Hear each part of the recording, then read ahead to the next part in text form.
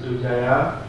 Ini ada juga Pak Taufik dan jajaran. Untuk mengamati gejala alam gerhana matahari total di Kota Palembang pada 9 Maret 2016, tim dari Lembaga Penerbangan dan Antariksa Nasional atau LAPAN akan menurunkan peneliti dan petugasnya serta menyiapkan 5 alat teleskop.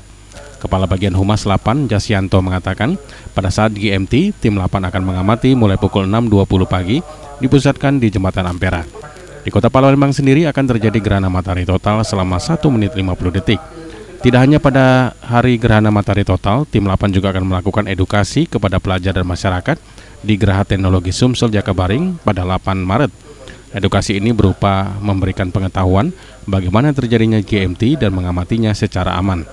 GMT kali ini adalah kejadian langka di mana GMT yang terakhir terjadi pada tahun 1983. Tahun ini GMT dapat diamati di 11 provinsi dan salah satunya di Kota Palembang.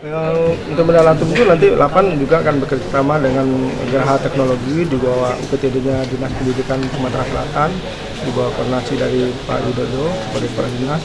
Untuk mereka juga punya teleskop, mungkin kita juga akan berdayakan teleskop dia, dan LAPAN insya Allah juga akan membawa teleskop juga ke sini. Mudah-mudahan kita bisa juga realisasikan karena memang 11 lokasi GMT yang harus kita amati dan LAPAN tidak bisa kerjasama sendiri, makanya dibentuk Kepanitiaan Nasional GMT.